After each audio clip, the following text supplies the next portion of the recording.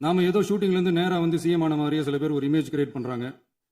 அவங்களுக்கு அவங்க ஆசைப்படுற லாங்குவேஜ்லயே சொல்றோம், அது வெறும் ரீல் தான், ரியல் கிடையாது.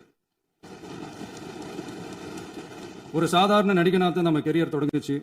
அப்புறம் அப்படியே சின்சியரா உழைச்சு மேல வந்தோம். நம்ம கெரியர்ல நாம மேல வந்ததுக்கு இந்த விஜய் ஒருத்தன் மட்டுமே காரணம் இல்ல, அவனோட உழைப்பு மட்டுமே காரணம் இல்ல. இந்த விஜயோட உழைப்புக்கும் உயர்வுக்கும் பின்னாடி இருக்கிற ஒட்டுமொத்த தமிழ்நாட்டு மக்களோட அன்பும் அரவணைப்பும் தான் காரணம். தமிழ்நாட்டு மக்களோட மனசுக்குள்ள போறதுக்கு நாம பட்ட பாடு நமக்கு மட்டும்தான் தெரியும். இதெல்லாம் புரிஞ்சாலும் புரியாத மாதிரி இருக்கிறவங்க தான் நம்மள நடிகன் என்று சொல்லியும், நம்ம கட்சியை நடிகன் கட்சின்னு சொல்லியும் சில நக்கல் நையாண்டி இதெல்லாம் பேசுவாங்க. அதை பத்தி நமக்கு கவலை இல்லைன்னு. அதுலயும் நம்ம மேலேயே பழி போட்ட கொடுமையெல்லாம் இருக்கும் பாருங்க, அதெல்லாம் வேற லெவலுங்க. என்னத்துக்கு அப்படியெல்லாம் செஞ்சாங்கன்னு தெரியல. அரசியல்னா இப்படியெல்லாம் கொடூரமா இருக்கணுமா என்ன? சரி விடுங்க. இளைஞர்களால என்ன செய்ய முடியும், பெண்களால என்ன செய்ய முடியும்னு கேட்டவங்களுக்கான பதில் தான் இன்னைக்கு அமைஞ்சிருக்கிற நம்ம ஆட்சி. ஒரே ஒரு குடும்பம் மட்டும் முக்கியம்னு சொல்றது நம்மளோட ஆட்சி அதிகார அரசியல் இல்ல. தமிழ்நாட்டில் இருக்கிற ஒவ்வொரு குடும்பமும் முக்கியம்னு சொல்றது தான் நம்ம அரசியல். நம்மளோட ஆட்சி அதிகாரம் அதான் நம்மளோட மனசாட்சி உள்ள மக்களாட்சி. இந்த 2026 தேர்தலில் யாராலும் உடைக்கவே முடியாதுன்னு சொன்ன மதத்தை உடைச்சோம், சாதியை உடைச்சோம், முக்கியமா காசு கொடுத்து ஓட்டு வாங்குற ஒரு நச்சு கலாச்சாரத்தையே சுக்கு நூறா தூள் தூளா உடைச்சிருந்தோம். நாம கிளீன் கவர்னன்ஸ் அண்ட் குட் கவர்னன்ஸ்ல உறுதியா இருக்கிறோம். இப்ப மட்டும் இல்ல, எப்பவுமே இப்படிதான் இருப்போம். இதுல 100% இது உண்மைன்றதுனாலதான் பாரம்பரியமான தினத்தந்தி பத்திரிகை ஊழலின் ஊற்றுக்கண் அடைக்கப்படுகிறதுன்னு 16/6/2026 அன்னைக்கு ஒரு தலையங்கமே எழுதியிருக்கு. ஒரு தவறு செய்தால், அது தெரிந்து செய்தால் அவன் தேவன் என்றாலும் விடமாட்டேன் என்று எம்ஜிஆர் அன்று பாடினார். அதை இன்று விஜய் செயலில் காட்டுகிறார்னு அந்த எடிட்டோரியல்ல எழுதியிருக்கு. இந்த நேரத்தில் தினத்தந்திக்கு நம்மளோட நன்றியை தெரிவிச்சுக்கிறோம். அரசியலுக்கு வந்து 2 வருஷம் தான் ஆகுது. உங்களுக்கு என்ன தெரியும், உங்களால என்ன முடியும்னு கேலியா கேட்டவங்களுக்கு தினத்தந்தியோட பதிலை இப்போதைக்கு போதும்னு நினைக்கிறேன். என்னென்னமோ செய்வான்னு சொல்றானே இந்த விஜய், பல வருஷமா இருக்கிற ஒரு பதவி வெறி பிடிச்ச அரசியலை உடைச்சு எப்படி செய்வான்னு நம்ம மக்களை யோசிச்சிருப்பாங்க. இதோ இப்போ நம்ம மக்களுக்கு புரிஞ்சிருக்கும். இப்பவும் சொல்றோம், இது வெறும் ஆரம்பம் தாங்க. இந்த மாபெரும் சபையிலிருந்து கேட்கிற மக்களே, நமக்கு கொஞ்சம் அவகாசம் கொடுங்க. இதுக்கு முன்னாடி, அதாவது 2017 கடைசியில இருந்து 2026 ஏப்ரல் வரைக்கும் இருந்த புண்ணியவான்கள் ஆட்சியில ஒவ்வொரு டிபார்ட்மெண்ட்லயும் போட்ட ஏராளமான ஓட்டைகளை அடைச்சிக்கிட்டே படிப்படியா மக்களுக்கு நல்லதையும் செஞ்சுக்கிட்டே வருவோம். அதனாலதான் நமக்கு எதிரா யார் யாரோ சேரவே மாட்டாங்கன்னு நினைச்சவங்க எல்லாம் ஒன்னா சேர்றாங்க. நம்ம ஆட்சிக்கு டேட்டு குறிக்கிறாங்க. சரி, அவங்கள நம்ம மக்களே பார்த்துப்பாங்க, அது விடுங்க. இதுல நடந்த நிதி மேலாண்மையை பத்தி வெள்ளை அறிக்கையா வெளியிட்டோம். வெள்ளை அறிக்கை வந்ததுல இருந்தே கண்ணை கட்டுதுங்க. அந்த காலத்துலதான் பிள்ளையோ பிள்ளை தொல்லையோ தொல்லைன்னு சொன்னாங்க. அதே மாதிரி தாங்க அவங்க ஆட்சியாலையும் அவங்களாலையும் இன்னைக்கு தமிழ்நாட்டுக்கே தொல்லையோ தொல்லை. இப்படி ஒரு நிலைமையை உண்டாக்கி வச்சுட்டு இவங்க சொல்றாங்க நமக்கு ஆட்சி செய்ய தெரியாதுன்னு. நம்ம அமைச்சர்களுக்கும் நம்ம சட்டமன்ற உறுப்பினர்களுக்கும் ஒன்னும் தெரியாதுன்னு. ஆமாங்க, எங்களுக்கு தெரியாதுதான். எங்க சட்டமன்ற உறுப்பினர்களுக்கும் அமைச்சர்களுக்கும் மக்கள் பணி செய்ய தெரிஞ்ச அளவுக்கு மக்கள் பணத்தை சுருட்ட தெரியாதுதான்.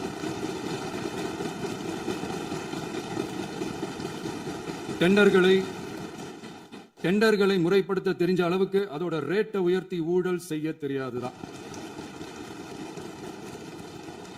பதவி உயர்வு வழங்கவும் பணி இடமாற்றம் கலந்தாய்வு நடத்தவும் தெரியுமே தவிர பதவி உயர்வுக்கும் பணியிட மாற்றத்திற்கும் பணம் பறிக்க தெரியாதுதான். புதிய பணியிடங்கள் உருவாக்க தெரியுமே தவிர அந்த பணியிடங்களை பணத்துக்கு விற்க தெரியாதுதான். கோயில்கள்ல நடக்கிற நிர்வாக சீர்கேட்டை தடுக்க தெரியுமே தவிர கோயில் பணத்தை கொள்ளையடிக்க தெரியாதுதான். தங்கத்தை உருக்கி தாரை வார்க்க தெரியாதுதான். கனிம வளத்தை பாதுகாக்க தெரிஞ்ச அளவுக்கு கனிமத்தை வித்து கொள்ளையடிக்க தெரியாதுதான்.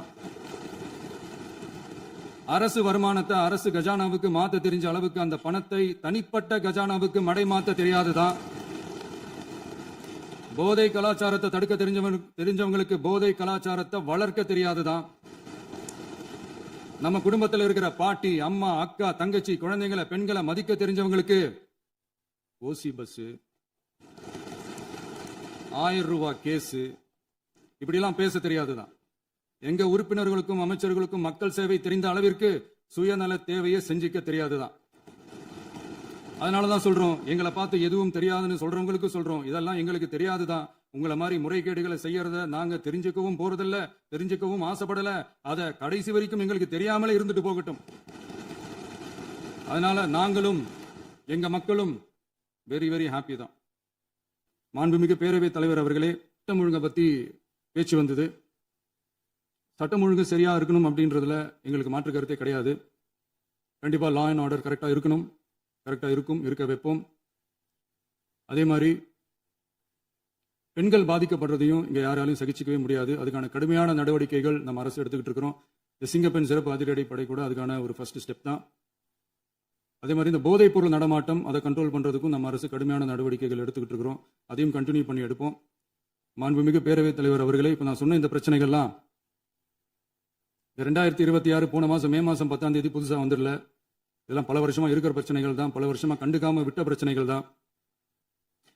இன்னைக்கு வந்து எதிர்கட்சிக்காரங்க அதை பத்தி கேட்கும் போது எனக்கு வந்து அது அக்கறையா தெரியல, அவதூறு அரசியலா தான் தெரியுது, பழி போடுற அரசியலா தான் தெரியுது. இப்படி அவதூறு பழி போடுறவங்களை பார்த்து ஒண்ணு தான் கேட்கணும்னு தோணுது. கடந்த 9-10 மாசமா நம்ம ஸ்டேட்ல சட்டம் ஒழுங்கு டிஜிபியே இல்ல. சட்டம் ஒழுங்கு டிஜிபியை போடுங்கன்னு சொல்லி எல்லாம் ஓஞ்சு போயிட்டோம்.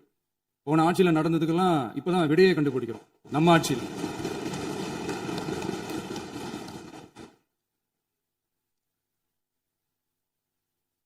இந்த போதைப் பொருள் நடமாட்டம் எல்லாம் தாறுமாறா அப்படியே பரவி கொட்டி கிடக்குது. இதெல்லாம் வந்து இனிஷியல் ஸ்டேஜ்லயே யார் கண்ட்ரோல் பண்ணியிருக்கணும்? போலீஸ் டிபார்ட்மெண்ட் அப்ப யார் கையில இருந்தது? இத்தனை கேள்வி நம்மளை பார்த்து கேட்கறாங்களே, ஒரே ஒரு கேள்வி தான் நான் கேட்கணும்னு தோணுது. போலீஸ் டிபார்ட்மெண்ட்டை கையில வச்சுக்கிட்டே பிகினிங்லயே இனிஷியல் ஸ்டேஜ்லயே இந்த போதைப் பொருள் நடமாட்டத்தை ஏன் கண்ட்ரோல் பண்ணல? மனசாட்சி உள்ளவங்க இந்த பிரச்சனையெல்லாம் ஏன் நடக்குதுன்றது அவங்களுக்கே நல்லா தெரியும். இன்னைக்கு வந்து சட்டம் ஒழுங்கை பத்தி கேள்வி கேட்கக்கூடாதா அப்படின்னா தாராளமா கேட்கலாம். இது ஜனநாயக அரசு, மன்னராட்சிலாம் கிடையாது, மனசாட்சி உள்ள மக்களாட்சி. அதனால கேள்வி கேட்கலாம், எல்லாருக்கும் எல்லா உரிமையும் உண்டு. விமர்சனம் செய்யலாம், எல்லாருக்கும் எல்லா உரிமையும் உண்டு. ஆனா நம்ம ஆட்சியில் என்ன நடவடிக்கைகள் எடுத்திருக்கோன்றது தெரிஞ்சுக்கிட்டு அதுக்கேற்ற மாதிரி ஒரு நடுநிலையா பேசினீங்கன்னா கொஞ்சம் நல்லா இருக்கும். சட்டம் ஒழுங்கை பத்தி யாருக்கு என்ன யோசனை இருந்தாலும், மக்கள் நலனுக்காக யாருக்கு என்ன யோசனை இருந்தாலும் அதை தாராளமாக சொல்லலாம். நம்ம அரசு அது காது கொடுத்து கேட்கும். ஆனா நம்ம அரசனுடைய நிர்வாகத்திறன் அதை பத்தி பேசுறவங்களுக்கு இந்த ஊரடிச்சு உலையில போட்டு ஊழல் மேல ஊழலா செஞ்சுக்கிட்டு அதுல இருந்து தப்பிக்கிறதுக்கு பேர் தான் நிர்வாகத்திறன் அப்படின்னு சொன்னா, அப்படிப்பட்ட ஒரு ஊழல் செய்யற நிர்வாகத்திறனை நம்ம அரசு ஒரு நாளும் செய்யாது. பொட்டி பெட்டியா பணத்தை வச்சுக்கிட்டு, பெட்டியை வச்சு எல்லாம் செஞ்சுக்கிட்டு, போதைப் பொருள் பாதுகாவல் கழக மாடல் அரசாங்கம் செஞ்ச ஒவ்வொரு ஊழலா வெளியில வந்துகிட்டு இருக்கு. டாஸ்மாக்ல அது என்ன பேரு, பார்ட்டி ஃபண்ட் கட்சி நிதி அப்படின்ற பேர்ல அடிச்ச கொள்ளையெல்லாம் ஒண்ணா இப்போ கவர்மெண்டோட கஜானாவுக்குள்ள கொண்டு சேர்த்துக்கிட்டே இருக்கிறோம்.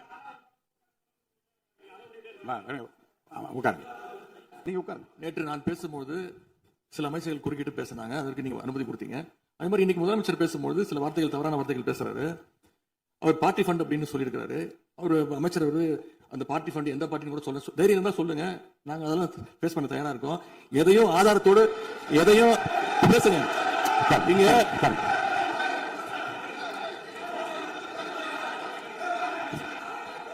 அது மாதிரி பேரவைத் தலைவர் நேற்று நான் பேசி முடிஞ்சோடனே நீங்க வந்து அவை முடிஞ்சிருச்சுன்னு சொல்லிட்டீங்க. நாங்கெல்லாம் வீட்டுக்கு போயிட்டோம். வீட்டுக்கு போய் டிவி போட்டு பார்த்தா அங்க இன்னொரு அமைச்சர் வந்து இன்னும் பதில் சொல்லிட்டே இருந்திருக்கிறாரு. அதுக்கெல்லாம் நாங்க இப்ப என்ன பதில் இது, என்ன மரபு இது? நீங்க இப்ப பேசிக்கிட்டே இருப்பீங்களா? நாங்க பாத்துக்கிட்டே இருக்கணுமா? அதே மாதிரி இன்னைக்கு முதலமைச்சர் அவர்கள் பேசும்போது நாங்களும் அமைதியா கேட்டுட்டு தான் இருந்தோம். ஆனா சில கருத்துக்கள் அவர் பேசும்போது அதை நாங்க அனுமதிக்க முடியாது. ஆதாரத்தோடு ஏதாவது பேசணும்னா, குற்றச்சாட்டுகள் சொல்லும்போது ஆதாரத்தோடு சொன்னீங்கன்னா அதை நாங்க வந்து ப்ரூவ் பண்றதுக்கு தயாராக இருக்கேன். மறுபடியும் சொல்றேன், கட்சி நிதின்ற பேர்ல அடிச்ச கொள்ளைய ஒண்ணா கவர்மெண்டோட கஜானாக்குள்ளேயே கொண்டு சேர்த்துக்கிட்டே இருக்கிறாங்க. இப்பவும் சொல்றேன், மக்கள் பணத்துல இருந்து ஒரு பைசா கூட தொடமாட்டோம், தொடவும் விடமாட்டோம், தொட்டா விடமாட்டோம். இதுக்கு முன்னாடி தொட்டவங்களையும் விடமாட்டோம். ஒவ்வொரு ஊழலா வெளியில வரும் போலயே, ஒவ்வொரு வேஷமா கலைஞ்சிரும் போலயே இங்க இருக்கிற நிறைய பேரு நடுங்கி போய் இதுல நம்ம மேல அவதூறு வேற. இப்ப புதுசா ஒரு வெப்பன் ஒண்ணு கொண்டு வந்திருக்காங்க. அது என்ன தெரியுமா? அவங்க தயவால தான் நம்ம ஆட்சி நடக்குதான். மக்கள் தயவால இந்த ஆட்சி நடந்துகிட்டு இருக்கு. மனசாட்சி உள்ள சக்திகளோட ஆதரவால இந்த ஆட்சி நடந்துகிட்டு இருக்கு. நாங்க தான் அனுப்பி வச்சோம் அப்படின்றாங்களே. அனுப்பி வச்சவங்களுக்கு மினிஸ்ட்ரியில இடம் கொடுத்தா ஏன் கதறீங்க? ஏன் இவ்வளவு கோபம்? ஏன் இவ்வளவு கதறல்?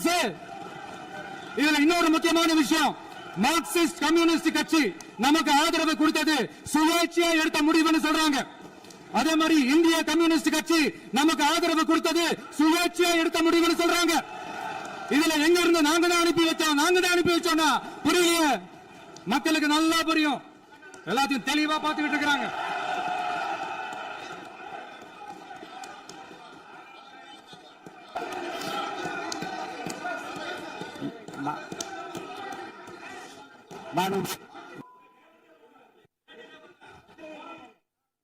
இந்த சமூக நீதி அரசுன்னு சொல்றவங்களை பார்த்து கேட்கிறேன், நம்ம பட்டியலின சகோதரர்களுக்கு எத்தனை அமைச்சர் பதவி கொடுத்தீங்கன்னு கொஞ்சம் சொல்ல முடியுமா? ஆனா நம்மளுடைய அரசுல 8 அமைச்சர் பதவிகள் யாருக்கு? நம்ம பட்டியலின சகோதரர்களுக்கு. எல்லாம் நம்ம அண்ணன், நம்ம தம்பி, நம்ம தங்கச்சிங்க. அண்ணல் அம்பேத்கர் அவர்களுடைய கிட்டத்தட்ட 100 ஆண்டு கால கனவு இப்ப நிறைவேறி இருக்கு. நான் ஏன் கொஞ்சம் சவுண்டா பேசுறேன் அப்படின்னா அவங்களுக்கு கேட்கணுன்றதுக்காக, தப்பா எடுத்துக்காது. அதே மாதிரி பெண்களோட பாதுகாவலர் நாங்க தான் அப்படின்னு சொல்லிக்கிறவங்களை கேட்கிறேன், எத்தனை பெண்களுக்கு அமைச்சர் பதவியில இடம் கொடுத்தீங்க கொஞ்சம் சொல்ல முடியுமா?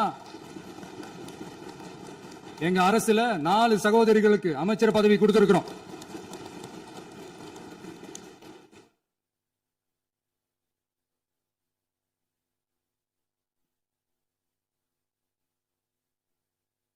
அதனால மக்களால் நிராகரிக்கப்பட்டு மக்களால் அகற்றப்பட்டவங்களுக்கு ஒண்ணு சொல்லிக்கிறோம், தப்பே செய்ய மாட்டோம், ஊழலே செய்ய மாட்டோம், நேர்மையா தான் இருப்போம், நியாயமா தான் இருப்போம் அப்படின்னு சொல்றவங்களால மட்டும்தான் கூட்டணி ஆட்சி அமைக்க முன்வரும். ஆட்சியிலையும் பங்கு, அதிகாரத்திலையும் பங்கு கொடுக்க முன்வரும். ஊழல்லையே ஊறி போனவங்களால இந்த கூட்டணி ஆட்சியோ ஆட்சியிலையும் பங்கு அதிகாரத்திலையும் பங்கு கொடுக்க முன்வராது. மெஜாரிட்டி இருந்தாலும் தரமாட்டாங்க, மெஜாரிட்டி இல்லனாலும் தரமாட்டாங்க. கேட்டா ரெடிமேடா ஒரு பதில் ஒண்ணு வச்சிருப்பாங்க, கூட்டணி ஆட்சியை மக்கள் விரும்ப மாட்டாங்க. அதே மக்கள் தான் இப்ப அவங்கள பார்த்து சிரிக்கிறாங்க. நான் பதவியேற்ற அன்னைக்கு கொஞ்சம் டைம் அவகாசம் கேட்டேன். எதுக்கு கேட்டேன்? நிதி நிலைமை எல்லாம் கொஞ்சம் மோசமா இருக்குது, அதெல்லாம் கொஞ்சம் சரி செஞ்சுக்கிட்டே படிப்படியா கொஞ்சம் கொஞ்சமா நான் கொடுத்த வாக்குறுதிகள்லாம் செயல்படுத்துவேன், அதுக்காக கொஞ்சம் டைம் அவகாசம் கேட்டேன். நான் ஏதோ வேற எதுக்காகவோ வேற யாருக்காகவோ ஏதோ அவகாசம் கேட்ட மாதிரி. அடுத்து இங்க சபையில இல்லாதவங்களை பத்தி பேச வேண்டாம்னு நினைக்கிறேன். இங்க நம்மளை பத்தி அவதூறு பரப்புறதோட மட்டும் இல்லாம இப்ப நம்ம மக்கள் மேலேயும் அவதூறு பரப்ப ஆரம்பிச்சிட்டாங்க. மக்கள் நமக்கு ஓட்டு போட்டது தப்பான், குடும்பமா நமக்கு ஆதரிச்சது தப்பான். இது இப்ப இல்ல, நான் சொல்றது எம்ஜிஆர் அவர்கள் காலத்திலிருந்தே. அப்பவே அவர் ஜெயிச்சப்போ அதே மக்களை தப்பா பேசுறது. மக்கள் என்ன பண்ணிட்டாங்க, எம்ஜிஆர் என்ன பண்ணிட்டாரு, எம்ஜிஆர் என்ன இது பண்ணிட்டாரு. 50 வருஷமா ஒரே டெக்னிக்கா. டெக்னாலஜி எல்லாம் மாறி வேற எங்கேயோ போயிட்டு இருக்கு பஸ். இதுல கொஞ்சம் டெக்னிக்காச்சும் கொஞ்சம் மாத்தினா கொஞ்சம் நல்லா இருக்கும். அதனால மக்களுக்கு யூஸ்ஃபுல்லா இருக்கிற மாதிரி இந்த ஆக்கப்பூர்வமான கருத்துக்களோ ஆக்கப்பூர்வமான யோசனைகளோ இருந்தா சொல்லுங்க, அதை நாங்க டிஃபரெண்டா எடுத்துக்கிறோம். ஆனா அதை விட்டுட்டு இந்த நக்கலு, நையாண்டி, சம்பந்தம் இல்லாத பேச்சு இதெல்லாம் பேசிட்டு அப்புறம் முதல்வர் பதில் சொல்லல, முதல்வருக்கு பதில் சொல்ல தெரியல அப்படின்னா அப்புறம் என்ன சோஃபா மாடல் ஆட்சியா? அது என்னன்னு புரியறதுக்கு எனக்கு ரொம்ப நாள் ஆச்சு. இந்த sofa set, table chair, teapoy, furniture பிசினஸ்லாம் வேற எங்க வெளியில போய் பண்ண சொல்லுங்க. அப்படி அந்த பிசினஸ் தான் பண்ணணும்னா நிறைய பிசினஸ் பண்ற மாதிரி வெளியில போய் பண்ண சொல்லுங்க, எங்க சட்டசபைக்குள்ள வேணாம். அதனால ஆக்கப்பூர்வமான கருத்துக்கள் இருந்தா சொல்லுங்க. டெஃபினட்டா அது சரியா இருந்தா நாங்க ஏத்துக்கிறோம். எனக்கு ஒரு குட்டி கதை ஒண்ணு ஞாபகம் வருது, சொல்லாமா? ஒரு ஊர்ல ஒரு பெரியவர் வெயில் ரொம்ப ஜாஸ்தியா இருக்குன்னு சொல்லிட்டு கண்ணுக்கு மேல கை வச்சுக்கிட்டு இப்படி சுத்தி முத்தி தேடிட்டு இருந்தாராம். அப்ப கூட இருந்த ஒரு சின்ன பையன், என்ன தேடுறீங்க அப்படின்னு கேட்டானா. அதுக்கு அந்த பெரியவர் சொன்னாரா, அது ஒண்ணு இல்ல தம்பி, உங்க அப்பா எங்கதான் இருப்பாருன்னு சொன்னாங்க, அதான் தேடிக்கிட்டு இருக்கேன். எங்க உங்க அப்பாவையா காணோம்? இல்ல அந்த எங்களுக்கும் நக்கலா நையாண்டியா சம்பந்தம் இல்லாத குட்டி கதை இதெல்லாம் எங்களுக்கும் பேச தெரியும். அந்த கதையில பெரியவர் அப்படி சொன்னாராம், தப்பா எடுத்துக்காதீங்க. அந்த கதையில பெரியவர் அப்படி கேட்டாராம். அதனால யாரும் இங்க டென்ஷன் ஆக வேணாம்.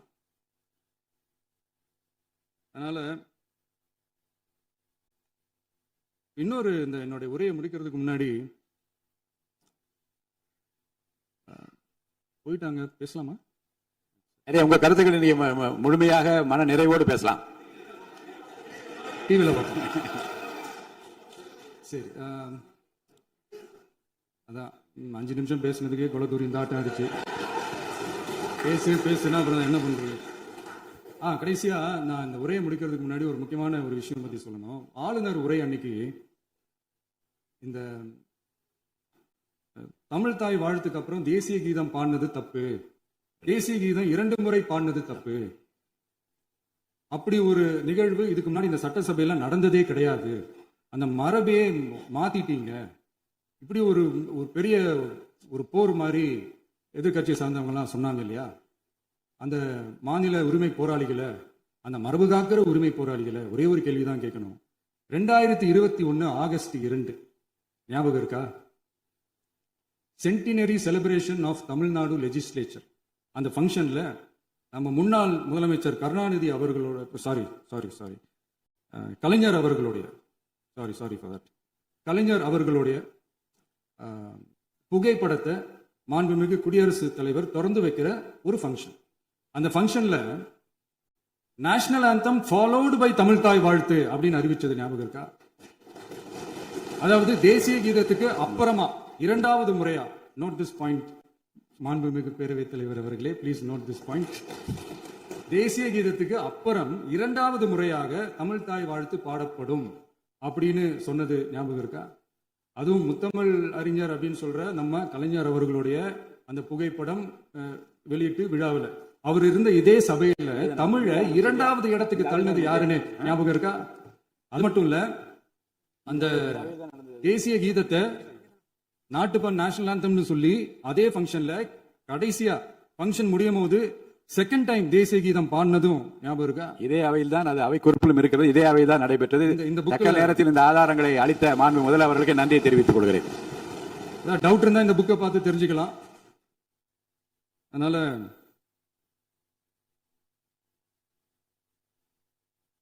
இதெல்லாம் கேட்டா என்ன சொல்லுவாங்கன்னா, அது ஜனாதிபதி கலந்துகிட்ட ஃபங்க்ஷன், அதெல்லாம் அப்படிதான், அதெல்லாம் கண்டுக்க கூடாது அப்படின்னு சொல்லுவாங்க.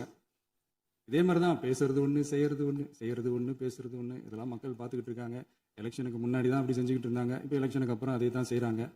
இந்த விஜயையும் சாமானியர்களின் உண்மையான சமூக நீதி அரசையும் அவமானப்படுத்துறதுக்கு தான் அவங்களோட அந்த பொலிட்டிக்கல் சீனியாரிட்டி அது பயன்படுத்துது போல. சரி, செய்யட்டும், நல்லா செய்யட்டும். இப்போ ஆனாலும் நம்மளுடைய மாநில உரிமை, மொழி உரிமை, உத்தமபுத்திரர் போல வேஷம் போடுற எதிர்கட்சிக்கு ஒன்றை மட்டும் ஆணித்தரமாக சொல்றோம். உங்களை மாதிரி தமிழ்னு சொல்லிக்கிட்டு, மொழி, பண்பாடு, கலாச்சாரம்னு சொல்லிக்கிட்டு ரெட்டை வேஷம் போடுறவங்க நாங்க கிடையாது. உலகெங்கும் வாழும் என் தமிழ் சொந்தங்களுக்கு நம்முடைய உத்தரவாதம் தமிழ் தான் எங்க உயிர் நாடி அப்படின்றத மறக்க மாட்டோம். இப்பவும் சொல்றோம், மாநில உரிமையில எப்பவும் உறுதியா இருப்போம். அதே சமயத்துல அரசியல் வேற, ஒன்றிய மாநில அரசுகளுக்கு இடையே இருக்கிற நிர்வாக அணுகுமுறை வேற. இதுல நாங்க ரொம்ப தெளிவா இருக்கிறோம். அதனால எங்களுக்கு பாடம் எடுக்கிறதா நினைச்சுக்கிட்டு உங்க வேஷத்தை நீங்களே கொஞ்சம் கொஞ்சமா கலைச்சிக்கிட்டே வரீங்க, மறந்துடாதீங்க. அப்புறம் நேத்து எதிர்கட்சி தலைவர், மாண்புமிகு எதிர்கட்சி தலைவர் பேசும்போது நிறைய பேசினாங்க. அதுல ஒண்ணு மட்டும் அரசு சொல்றதா நினைச்சுக்கிட்டு நம்மளை இன்டைரக்டா ஈவில் அப்படின்ற அந்த வார்த்தையை யூஸ் பண்ணாங்க. எனக்கு ஒன்னே ஒண்ணுதான் சொல்லணும்னு தோணுது, ஈவில்ஸ்னு டெவில்ஸ் பேசக்கூடாது. அவங்க இருந்திருந்தா ஒரு ஆக்ஷன் பண்ணணும்னு எனக்கு தோணுச்சு. எல்லாரும் போயிட்டாங்க. பர்மிஷன் பண்ணலாமா? இப்பவும் பண்ணலாம், ஒன்றும் தப்பு இல்லை.